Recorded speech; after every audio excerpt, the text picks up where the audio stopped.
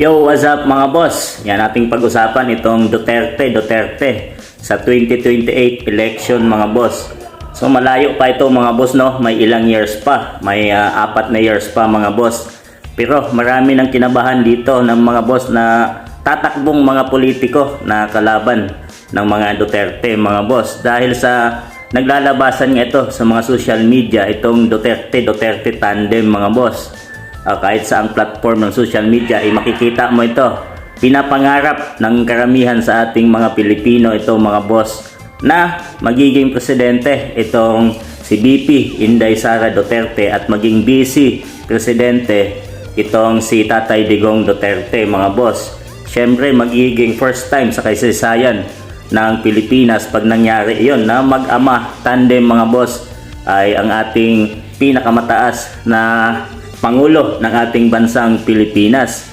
Dahil nga sa isyu na naglalabasan dyan mga boss, no, marami sa mga politiko ang nagsisiraan at nabuwag na mga boss. Unity team nabuwag na dahil nga sa ganyang umagong-ugong at mga usapin na Duterte sa 2028 election. Ay marami nang gustong ibagsak itong mga Duterte mga boss. Una nga ay gusto nilang patalsikin bilang vice presidente itong si BP Inday Sara Duterte mga boss, no.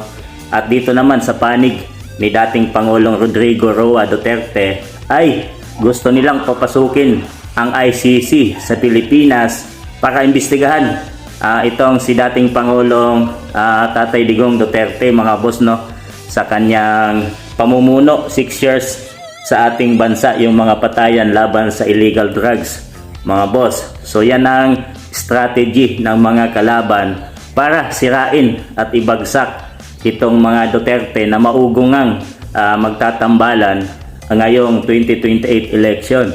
So malayo pa nga yan mga boss, no, pero marami ng kinabahan na mga politiko dyan mga boss kung ano-ano na ang binabato nila para masira lang itong mga Duterte, yung pangalan ng Duterte mga boss, dahil paniguradong magugustuhan nito ng sambayan ng Pilipino pag nagkataon na magtambal nga itong si Tatay Digong at si BP Inday Sara Duterte. Siguradong malakas itong tambalan na ito mga boss at walang makakatibag dito sa tambalang ito. Kaya naman ngayon pa lang kahit malayo pa inumpisahan na nilang buwagin ito mga boss, sirain.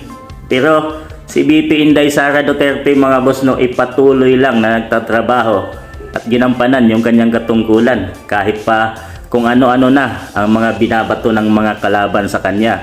Talagang naglilingkod lang siya sa ating bansang Pilipinas mga boss. Kaya naman sa katatapos lang na survey mataas pa rin yung kanyang ratings mga boss kahit pa sinisiraan na siya ng mga kalaban.